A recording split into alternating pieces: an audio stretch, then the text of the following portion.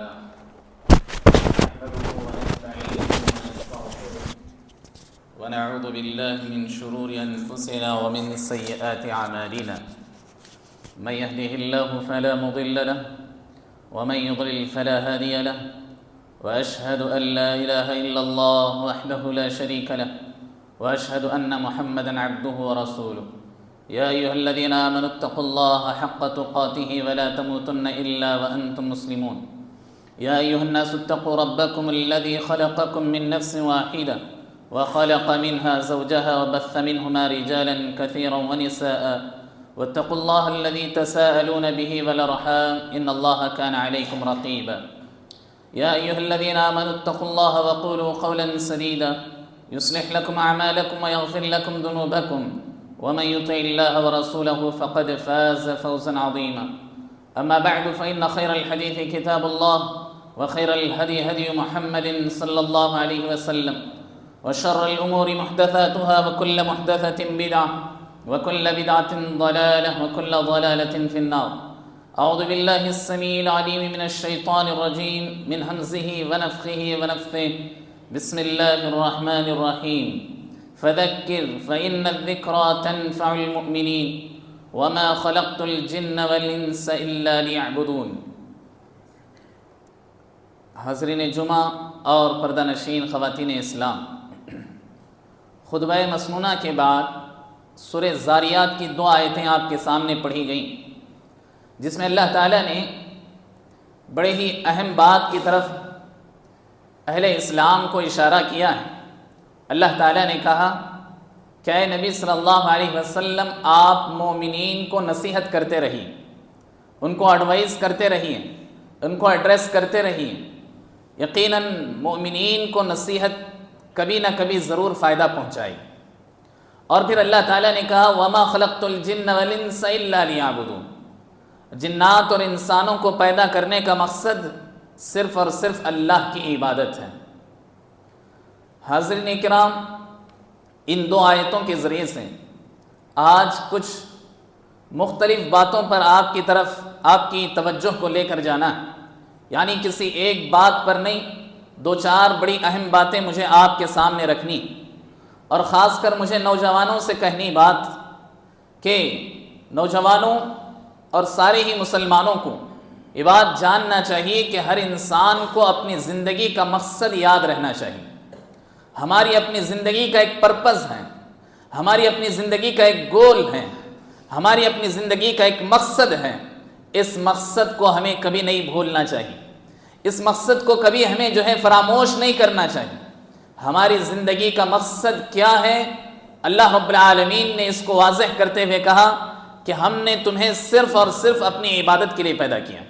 جنات اور انسانوں کو پیدا کرنے کا مقصد اللہ تعالیٰ نے پوری طرح کلیئر کر دیا کہ لوگوں، ہم نے تمہیں زندگی میں اس لیے پیدا کیا ہے، دنیا میں تمہیں اس لیے بھیجا ہے تاکہ تم صرف اور صرف ایک اللہ کی عبادت کرتے رہو. حاضرین، جو لوگ اپنے مقصد سے غافل ہیں، جو انسان یہ سمجھتا ہے کہ میرا اس زندگی میں آنے کا مقصد انجوائے کرنا ہے، یا اس زندگی میں آنے کا مقصد میرا کھانا پینا اوڑھنا سونا ہے، یا پھر اپنی لائف کو بہتر سے بہتر بنانا ہے، تو اصل میں اس انسان نے یا اس مسلمان نے اپنی زندگی کو نہیں پہچانا، اپنی زندگی کے پرپس کو یاد نہیں رکھا، اپنی زندگی کے مقصد کو نہیں پہچانا. ایسے ہی لوگوں کے بارے میں اللہ تعالیٰ نے کہا لَهُمْ قُلُوبٌ لَا يَفْقَهُونَ بِهَا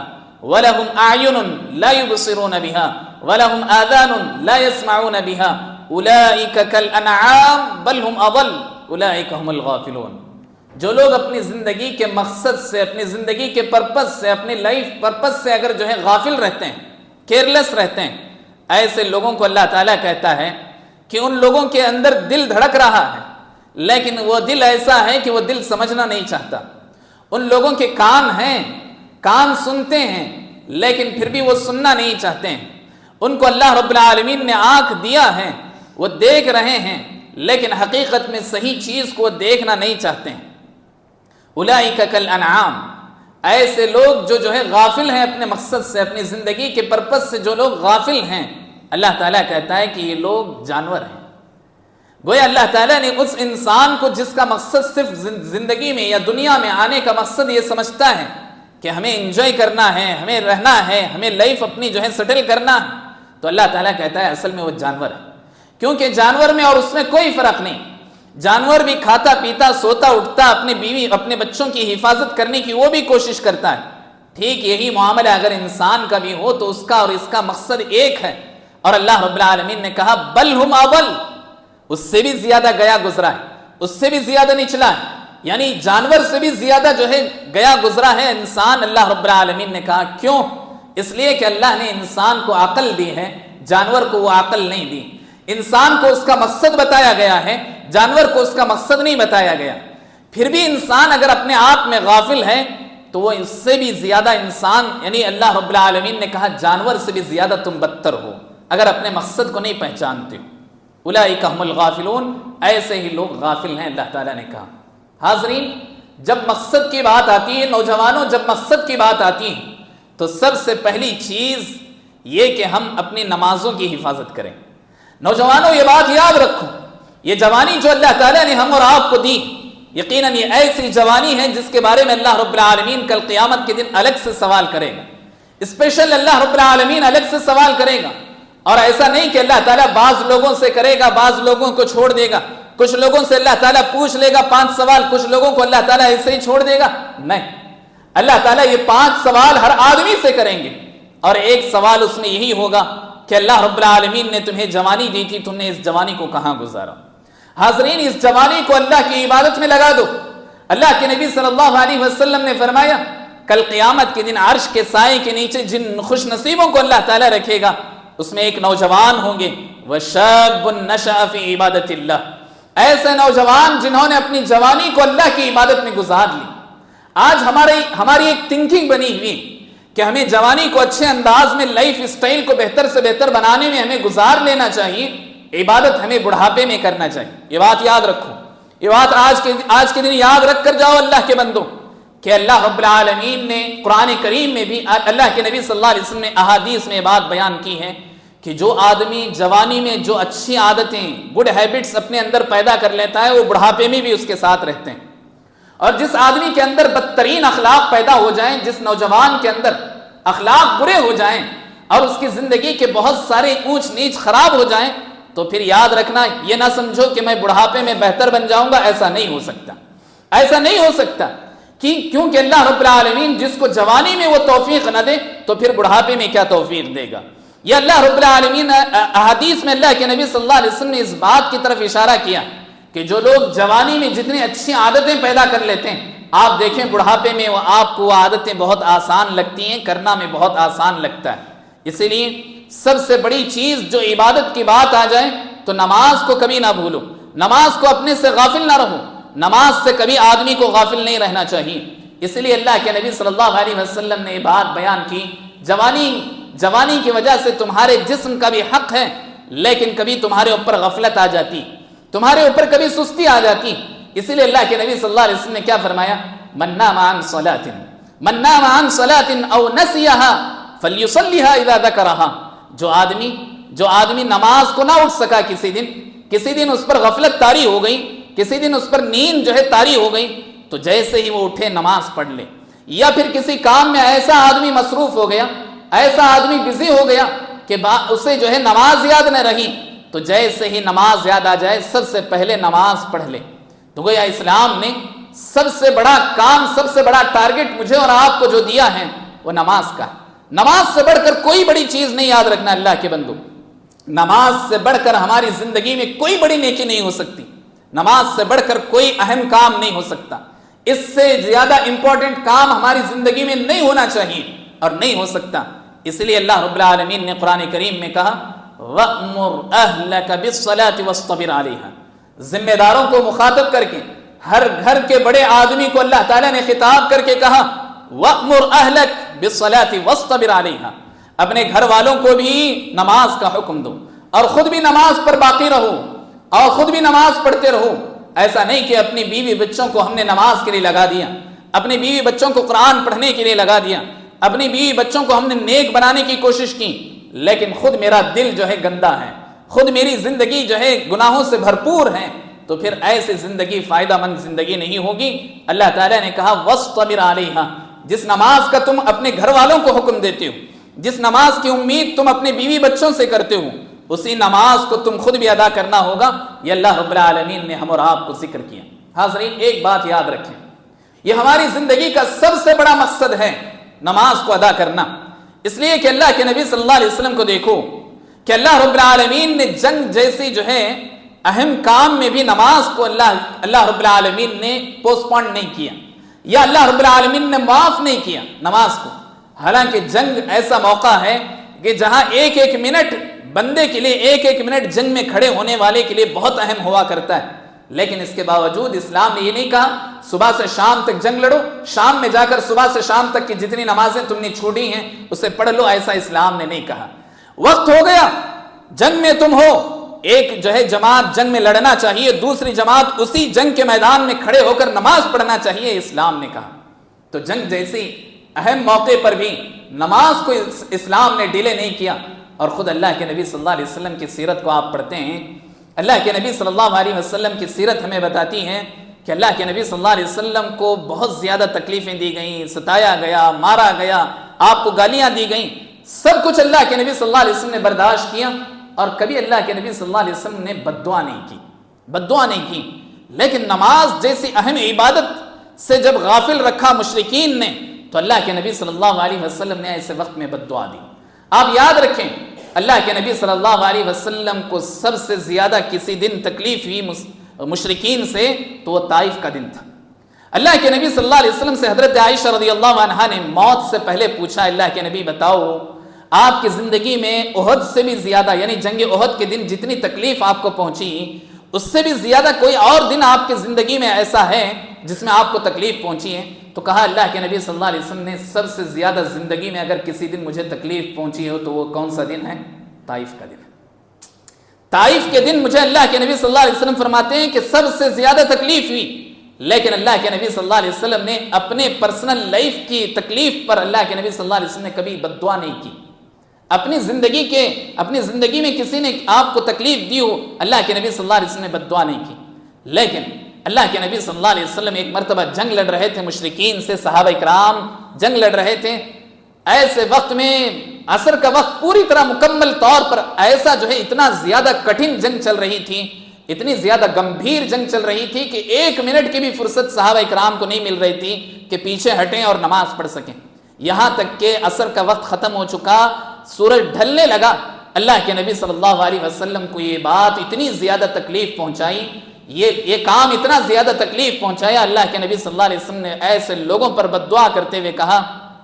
ملا اللہ بیوتہم وقبورہم نارا، اللہ رب العالمین ان مشرکین کے قبروں کو بھی، ان کے گھروں کو بھی آگ سے بھر دے،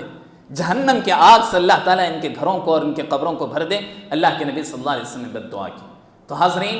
ہماری زندگی میں نماز سے بڑھ کر کوئی اور مقصد نہیں، نماز سے بڑھ کر اور بڑا اہم کام کوئی نہیں ہو سکتا، اس لیے نماز کی حفاظت کرو، اللہ رب العالمین تمہارے رزق کی حفاظت کرے گا۔ آپ دیکھو اللہ تعالیٰ نے جو کہا وَأْمُرْ أَهْلَكَ بِالصَّلَاةِ وَاصْطَبِرْ عَلَيْهَا لَا نَسْأَلُكَ رِزْقًا نَحْنُ نَرْزُقُكَ۔ انسان عام طور پر اپنی تجارت میں، اپنے بزنس میں، اپنے جو ہے ایسے جو ہے کام میں مشغول ہوتا ہے جس کی وجہ سے نماز سے غافل ہوتا ہے، تو اللہ تعالیٰ نے کہا لا نسألک رزقا، ہم تم سے رزق کا سوال نہیں کر رہے ہیں، بس ہمارے آگے وقت پر تم نماز پڑھ کے دکھاؤ، ہم تم سے یہ سوال کر رہے ہیں نحن نرزقک، اگر تم ایسا نماز پڑھو گے آگے اللہ تعالیٰ کہتا ہے ہم تمہیں رزق دیں گے، ہم تمہارے لیے روزی کے دروازے کھول دیں گے۔ نوجوانوں، تمہارے جاب کے ایسے مواقع آئیں گے جہاں نماز سے تو آپ کو غافل رکھا جائے گا، نماز پر آپ کی پابندی لگائی جائے گی، لیکن نوٹوں کی بھرمار آپ کے پاس ہوگی، اس کے باوجود یاد رکھنا ایسے بے فائدہ پیسوں سے اپنے آپ کو دور رکھ کر کے اللہ کی عبادت کو ترجیح دینا یقیناً آپ کی زندگی میں یہ چیز برکت لائے گی۔ پہلی چیز جو مجھے آپ کے سامنے بتانی تھی وہ یہ کہ ہمیں مقصد زندگی سے آگاہ رہنا چاہیے، اور اس کے لیے سب سے بڑی چیز نماز ہے، نماز کی حفاظت کرنا چاہیے۔ اسی طرح نوجوانوں، اپنی زندگی کے مقصد کو آپ سمجھو۔ ہم صبح اٹھتے ہیں اور رات کرتے ہیں،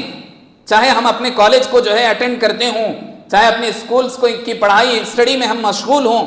یا پھر ہم اپنی تجارت میں لگے ہوئے ہوں، پھر بھی ہمیں اللہ کے قرآن کریم سے غافل نہیں ہونا چاہیے۔ قرآن ہماری روح کو طاقت پہنچاتی، ہماری روح کو زندہ رکھتی۔ جو آدمی کے اندر قرآن نہیں، یعنی اللہ کا ذکر قرآن کے ذریعے نہ ہو یا اللہ کا ذکر نہ ہو، اللہ کے نبی صلی اللہ علیہ وسلم نے فرمایا وہ چلتا پھرتا بس ایک انسان ہے، اور چلتا پھرتا گویا وہ مردہ ہے۔ وہ انسان زندہ نہیں جس کے اندر اللہ کا ذکر نہیں، جس کے اندر قرآن کی تلاوت کا جو ہے حق نہیں۔ تو اسی لیے اللہ کے بندو، قرآن کریم تمہیں پڑھنا چاہیے، اور نوجوانوں کو تو الحمدللہ اکثر و بیشتر آتا ہی، انہیں پڑھنا ہی چاہیے، اور جن لوگوں کو نہیں آتا ان کو سیکھنا چاہیے۔ یہ بات یاد رکھو، قرآن سیکھنے کی کوئی عمر نہیں ہوا کرتی، کوئی عمر نہیں ہے قرآن سیکھنے کی، اور کوئی بھی علم سیکھنے کے لیے آپ کو کوئی عمر نہیں ہے، یعنی اس ایج لیمٹ میں ہی آدمی کو کرنا چاہیے، اس کے بعد نہیں ہو سکتا، ایسی بات نہیں۔ قرآن کریم کو آپ دیکھیں، جتنے بھی صحابہ اکرام جو قرآن کریم کو حافظ بنے، سب کے سب اکثر و بیشتر صحابہ اکرام جو اسلام قبول کیے تھے 30 سال 40 سال 50 سال کی عمر میں جنہوں نے اسلام قبول کیا، جتنا بھی قرآن کریم نازل ہوتا گیا اسے یاد کرتے گئے، اسے سمجھتے گئے، اسے پڑھتے گئے۔ اس لیے قرآن کریم کو پڑھنا چاہیے۔ قرآن کریم کو ایسا نہیں کہ ہم یہ نہیں کہتے آپ کو روزانہ ایک پارہ پڑھیے، آدھا جز پڑھیے، نہیں، کم سے کم آپ کو ایک پیج کا ٹارگٹ بنانا چاہیے۔ صبح اٹھیں، آپ اپنے موبائل کی اسکرین کو آن کریں، سب سے پہلے قرآن کریم آپ سے کھولنا چاہیے۔ واٹس ایپ کھولنے سے پہلے، انسٹاگرام کھولنے سے پہلے، فیس بک میں اندر داخل ہونے سے پہلے قرآن کریم کا ایک پیج آپ تلاوت کر لو، آپ نے موبائل کا بھی حق ادا کیا، اللہ رب العالمین کی اس نعمت کا بھی تم نے حق ادا کیا۔ پھر دنیا جہاں کی آپ چیزیں دیکھو، قرآن کریم سے آپ اپنی روح کو تازہ رکھ سکتے ہو۔ آپ اپنی زندگی میں بہت سارے لوگ جو بے چینی، بے اطمینانی کا شکار ہیں، بے قراری، سب کچھ رہنے کے باوجود، کھارا بھی ہے، پیرا بھی ہے، نیند بھی پوری ہو رہی ہے، آدمی کے بچے بھی ہیں، سب کچھ رہنے کے باوجود بے قرار نظر آتا ہے۔ اصل بات یہ ہے کہ ہم نے اپنے روح کو غذا دینا چھوڑ دیا۔ اس روح کو غذا دیجیے، آپ کا دل ہمیشہ زندہ رہے گا، سکون اطمینان میں رہے گا۔ اور ایک بات یاد رکھو، زیادہ سے زیادہ آپ کا وقت اگر مسجد میں لگے، تجارت میں تو آپ کو لگانا ہی، اپنے بیوی بچوں کے ساتھ لگنا ہی، مسجد کی اہمیت کو بھی سمجھنے کی کوشش کرو۔ اللہ کے نبی صلی اللہ علیہ وسلم نے فرمایا کہ سب سے زیادہ بہترین جگہ اللہ رب العالمین کی زمین میں مساجد ہے، اور سب سے بدترین جگہ اللہ کے نبی صلی اللہ علیہ وسلم نے فرمایا وہ اسواقھا، بازار ہے۔ اسی لیے بازار سے اپنے کام سے کام رکھو، اور کچھ نہ کچھ وقت ایکسٹرا آپ اپنے زندگی میں آپ ٹارگٹ کر لو کہ کسی نہ کسی ایک نماز میں تھوڑی دیر پہلے آؤں گا۔ کیوں؟ اس لیے کہ اللہ کے نبی صلی اللہ علیہ وسلم نے فرمایا، کیا تم میں سے کوئی آدمی یہ نہیں چاہتا، صحابہ اکرام سے کہا، کیا تم میں یہ نہیں چاہتے ہو کہ تم میں سے کوئی آدمی آسانی سے جائے، بطحان نامی ایک مقام پر جائے، وہاں سے جا کر اپنے لیے 1 اونٹ 2 اونٹ 3 اونٹ لے کر آئے؟ صحابہ اکرام نے کہا کسے یہ پسند نہیں، اور کوئی تمہیں قیمت دینے کی ضرورت نہیں، بس وہاں جائیں اور وہاں سے رکھے ہوئے اونٹوں میں سے 1 اونٹ 2 اونٹ 3 اونٹ جتنا آپ کو چاہیے اتنا لے کر آؤ۔ صحابہ اکرام نے کہا اللہ کے نبی یہ تو بہت خوش نصیبی کی بات ہے، پیسہ بھی دینا نہیں اور جا کر کے وہاں سے صرف اونٹ لے کر آنا ہے، ہم میں سے ہر آدمی چاہے گا۔ تو اللہ کے نبی صلی اللہ علیہ وسلم نے فرمایا کیا اس سے بہتر چیز تمہیں نہ بتاؤں؟ کیا میں تمہیں اس سے بھی بہتر چیز نہ بتاؤں، اس اونٹ سے بھی زیادہ بہتر چیز؟ صحابہ نے کہا اللہ کے نبی ضرور بتائیے۔ اللہ کے نبی صلی اللہ علیہ وسلم نے تب فرمایا، یاد رکھنا، اللہ کے نبی صلی اللہ علیہ وسلم نے فرمایا تم میں سے کوئی آدمی مسجد میں بیٹھے ایک آیت کی تلاوت کرے، مسجد میں بیٹھ کر صرف ایک آیت کی تلاوت کریں، وہ آدمی اپنے لیے 1 اونٹ سے بھی زیادہ بہتر اللہ رب العالمین کے پاس اجر پائے گا۔ تم میں سے جو آدمی 2 آیتوں کی تلاوت کرے گا مسجد میں بیٹھ کر، اللہ رب العالمین اسے 2 اونٹ کا ثواب دے گا۔ تم میں سے جو آدمی 3 آیتوں کی تلاوت کرے گا اسے 3 اونٹ کا ثواب دے گا۔ پھر اللہ کے نبی صلی اللہ علیہ وسلم نے فرمایا تم میں سے جسے جتنا چاہے اسے اتنا زیادہ اللہ رب العالمین سے اونٹ کا ثواب حاصل کرنا چاہیے، اونٹ سے بھی بہتر چیز کا ثواب حاصل کرنا چاہیے۔ تو یہ چیز جو فضیلت قرآن کریم کو تلاوت آپ کرتے ہوں گے، اپنے دکان میں، اپنے مکان میں، اپنے گاڑی میں آپ کرتے ہوں گے، کرنا چاہیے، لیکن اللہ کے گھر میں بیٹھ کر 2-4 آیتیں ضرور پڑھو۔ کم از کم آپ کے پاس 1 منٹ ہے، آپ سورہ فاتحہ پڑھو،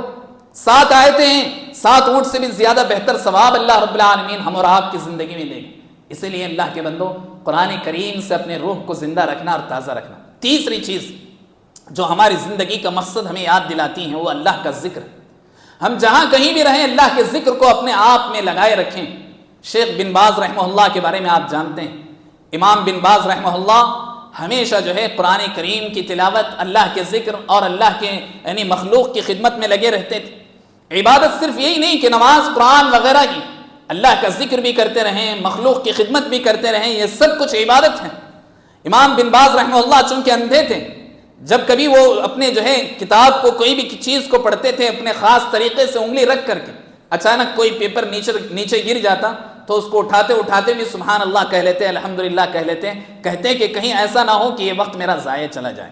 آپ اپنی ڈرائیونگ کر رہے ہیں، آپ اپنی دکان میں بیٹھے ہیں، آپ اپنے مکان میں بیٹھے ہیں، آپ اپنے آپ میں ریسٹ کر رہے ہیں، جب تک آپ کو بستر پر نیند نہ آئے تب تک اللہ کا ذکر کرتے رہو، یقیناً یہ آپ کے لیے آپ کے دل کو بھی زندہ رکھے گی، آپ کے مقصد کو بھی آپ کو یاد رکھائے گی، یعنی یہ کہ میری زندگی کا مقصد اللہ کی عبادت ہے۔ تو حاضرین، تیسری چیز جو ہے اللہ کی عبادت کا اور اپنی زندگی کے مقصد کو پہچاننے کا، وہ یہ کہ اللہ کے ذکر کو اپنی زبان پر ہمیشہ جاری رکھیں۔ بہت آسان ہے، کوئی اس کی طرف جو ہے آپ الگ سے بیٹھ کر نہیں، چلتے پھرتے آپ سبحان اللہ کہیں، الحمدللہ کہیں، لا الہ الا اللہ کہیں، یقیناً یہ اتنی بڑی نیکیاں ہیں جس کا ہم اور آپ اندازہ نہیں کر سکتے۔ اللہ کے نبی صلی اللہ علیہ وسلم نے فرمایا، زمین و آسمان کا جتنا بھی خلا ہے، اس درمیان جتنی بھی خالی جگہ ہے زمین اور آسمان کے درمیان،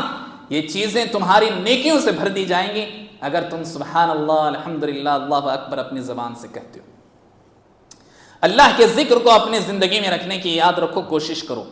یہ تین چیزوں کے بعد جو بڑی اہم چیز مجھے آپ کے سامنے بتانی ہے وہ یہ کہ ہم اپنی زندگی میں اپنے سے کسی کو تکلیف کا باعث نہ بنیں۔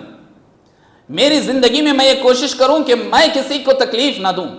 اور جب کسی دوسرے سے تکلیف ہو تو اسے میں برداشت کرنے کی طاقت اپنے اندر پیدا کروں۔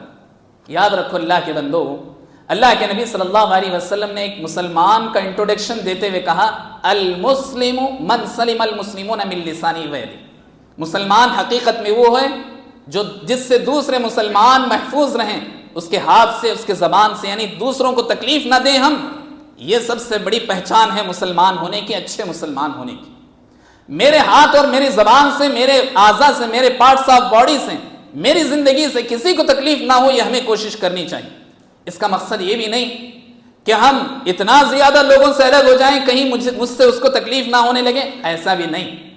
اور ایسا بھی نہیں ہونا چاہیے کہ دوسرا آدمی مجھے تکلیف دے رہا ہے اس لیے اس سے جو ہے الگ ہو جاؤں تاکہ میں اس کی تکلیف سے محفوظ رہ سکوں، ایسا بھی نہیں کرنا چاہیے۔ اللہ کے نبی صلی اللہ علیہ وسلم نے فرمایا،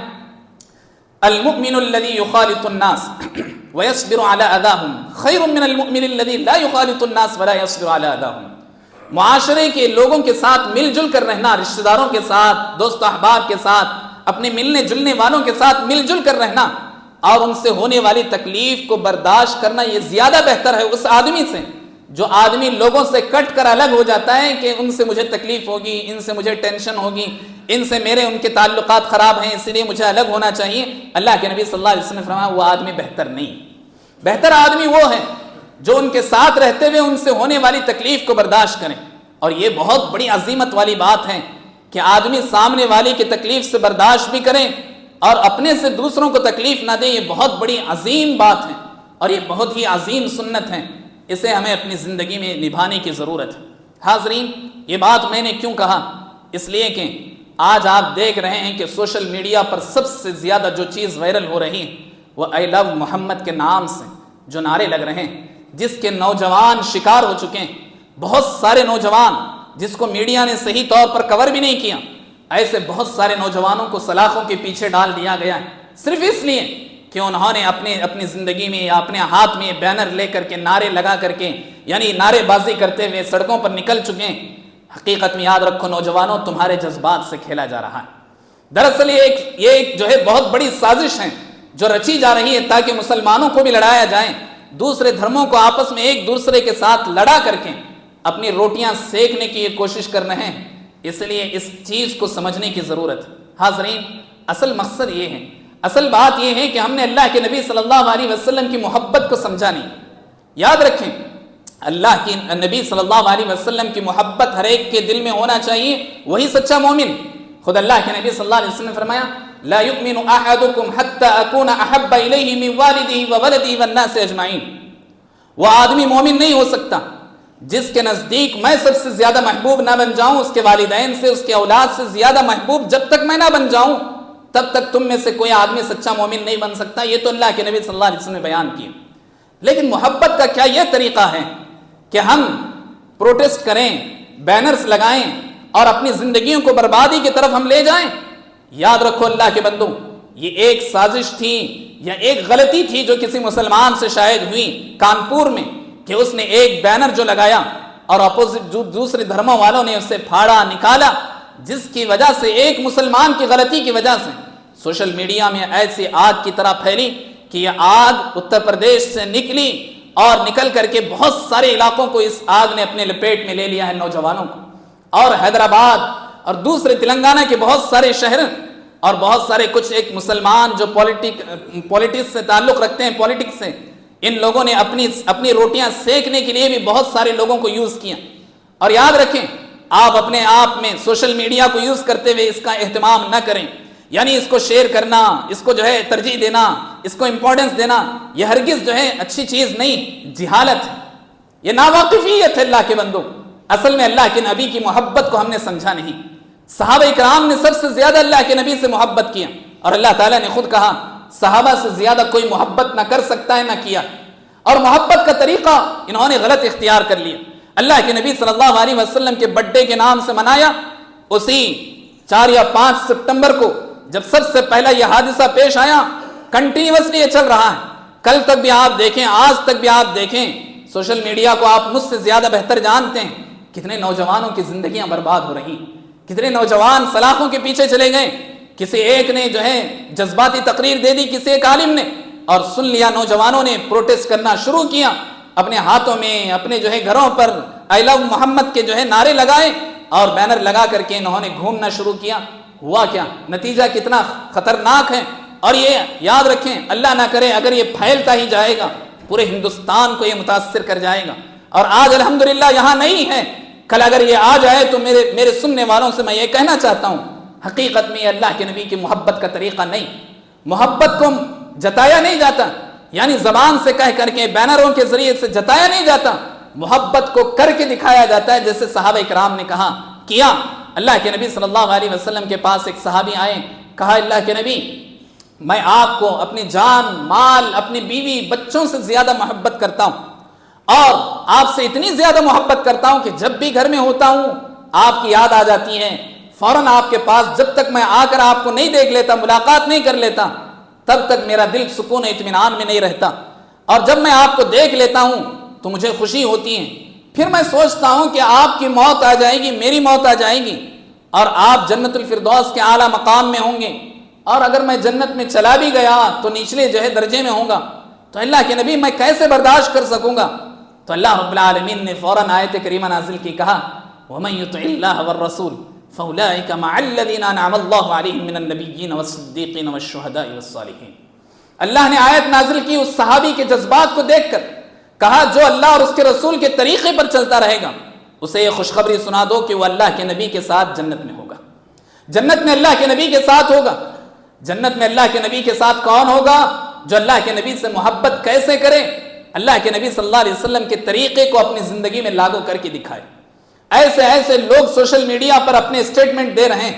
اور میڈیا والوں کے سامنے ایسے لوگ بک رہے ہیں جن کو نہ قرآن کا علم ہے نہ جو سنت کا علم ہے، بس جذبات میں بہتے چلے جا رہے ہیں، اور ایسے غلطیاں کر جا رہے ہیں جس سے میڈیا کو بہت بڑا پلیٹ فارم مل رہا ہے، اور یقیناً نوجوانوں کی زندگیاں برباد ہو رہی ہیں۔ یاد رکھو اللہ کے بندو، اللہ کے نبی صلی اللہ علیہ وسلم نے طریقہ کیا بتایا؟ طریقہ یہ بتایا کہ اگر تم میرے طریقے پر چلو گے، یہی اصل سچی محبت ہے۔ اور اللہ رب العالمین نے کہا قُلْ إِن كُنتُمْ تُحِبُّونَ اللَّهَ فَاتَّبِعُونِي، لوگو اگر تم یہ کہتے ہو کہ ہم اللہ سے محبت کرتے ہیں تو پھر اللہ کے نبی صلی اللہ علیہ وسلم کی زندگی پر چل کر دکھاؤ۔ تم اپنی زندگی میں اللہ کے نبی کی سنت کو کتنا فالو کر رہے ہو؟ اوپر سے نیچے تک اپنے آپ کو دیکھو، اپنے گھر کو دیکھو، اپنے بزنس کو دیکھو، اپنے معاملات کو دیکھو، آپ کی زندگی میں سچائی کتنی ہے، آپ کی زندگی میں امانت داری کتنی ہے، آپ کی زندگی میں دوسروں کے ساتھ خیر خواہی کتنی؟ کیا اللہ کے نبی صلی اللہ علیہ وسلم کو بدنام کرنا چاہتے ہو؟ حقیقت میں تمہارے جذبات اللہ کے نبی صلی اللہ علیہ وسلم کو بدنام کرنے کا سورس بن گئے، جس کی وجہ سے یہ لوگ اپوزٹ، یعنی جتنے بھی دھرم والے اپنے دیوتاؤں کے نام لے کر کے وہ اپنے حساب سے بینر بنا رہے ہیں، اور لوگوں کے پاس کھانے کے لیے نہیں ہیں، لوگوں کے پاس پہننے اوڑھنے کے لیے معاملات نہیں ہیں، ایسے وقت میں لوگ جذبات میں بہ رہے ہیں۔ ان جذبات کو اپنے آپ کو کنٹرول کرو، سوشل میڈیا میں ایسے کاموں کی طرف پیچھے نہ پڑو۔ اللہ کے نبی صلی اللہ علیہ وسلم کے پاس ربیعہ بن کعب الاسلمی رضی اللہ عنہ آئے، آ کر کہا، اللہ کے نبی صلی اللہ علیہ وسلم کی خدمت کیا کرتے تھے۔ اللہ کے نبی صلی اللہ علیہ وسلم نے ان سے کہا خوش ہو کر، آج تم مانگو، جو مانگو گے میں تمہیں دوں گا، دنیا کی جو بھی چیز تم مانگنا چاہو مانگو، میں تمہیں دوں گا۔ تو اللہ کے نبی صلی اللہ علیہ وسلم سے صحابی نے کہا، ربیعہ نے کہا، جو چھوٹے سے بچے بھی تھے، انہوں نے کہا، اے اللہ کے نبی مرافقتک فی الجنہ، میں آپ کا ساتھ جنت میں چاہتا ہوں۔ بس یہاں تو اللہ نے میرا آپ کے ساتھ رکھا، لیکن جنت میں بھی میں آپ کے ساتھ رہنا چاہتا ہوں۔ اللہ کے نبی نے کہا یہ تو ٹھیک ہے، آپ دوسری چیز پوچھو، میں تمہیں دینا چاہتا ہوں، آج میں بہت خوش ہوں تم سے۔ اللہ کے نبی صلی اللہ علیہ وسلم سے صحابی نے کہا نہیں، مجھے صرف اور صرف ایک چیز چاہیے، وہ آپ کا ساتھ چاہیے جنت میں۔ اللہ کے نبی صلی اللہ علیہ وسلم نے کیا کہا؟ ایسے وقت میں نعرے لگانے کے لیے نہیں کہا، ایسے وقت میں جھنڈے لگانے کے لیے نہیں کہا۔ اللہ کے نبی صلی اللہ علیہ وسلم نے کہا فَأَعِنِّي بِكَثْرَةِ السُّجُودِ، اگر ایسی ہی بات ہے تو تم میری مدد کرو زیادہ سے زیادہ سجدے کر کے، یعنی نفل نمازوں کا تم اہتمام کرو گے۔ جو آدمی نفل نمازوں کا جتنا اہتمام کرے گا، کل قیامت کے دن وہ مجھ سے اتنا ہی قریب ہوگا۔ یہ اللہ کے نبی صلی اللہ علیہ وسلم نے ذکر، یعنی پریکٹیکل کر کے دکھانا، یہ اللہ کے نبی صلی اللہ علیہ وسلم سے محبت ہے۔ آج دنیا نے مدر ڈے نکال لیا، فادر ڈے نکال لیا، ایسے اللہ کے نبی صلی اللہ علیہ وسلم کا ایک برتھ ڈے نکال لیا۔ حقیقت میں یاد رکھیں، اللہ کے نبی صلی اللہ علیہ وسلم نے فرمایا وَكُلُّ مُحْدَثَةٍ بِدْعَةٍ وَكُلُّ بِدْعَةٍ ضَلَالَةٍ، ہر نئی چیز بدعت ہے اور ہر بدعت گمراہی ہے۔ حقیقت میں یہ میلاد النبی کا جو طریقہ انہوں نے نکال لیا ہے، دراصل اسی سے یہ شر نکلا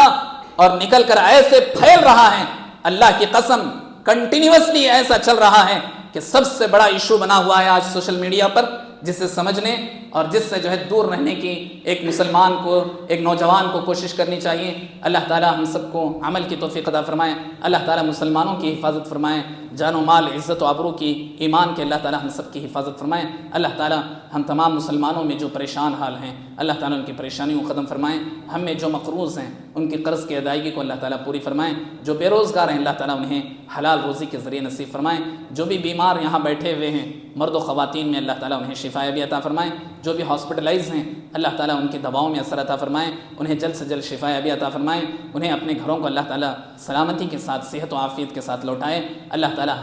ہم سے پہلے گزر چکے ہیں ہمارے والدین، رشتہ دار، اللہ تعالیٰ انہیں جنت الفردوس میں اعلیٰ ترین مقام نصیب فرمائیں، جب تک ہمیں اس دنیا میں رکھیں اسلام اور ایمان پر قائم و دائم رکھیں، جب ہمارا آخری خاتمہ ہو تو خاتمہ بالخیر عطا فرمائیں۔ امین اقول قولی ھذا واستغفر اللہ لی ولکم ولسائر المسلمین فاستغفروا انہ هو الغفور الرحیم۔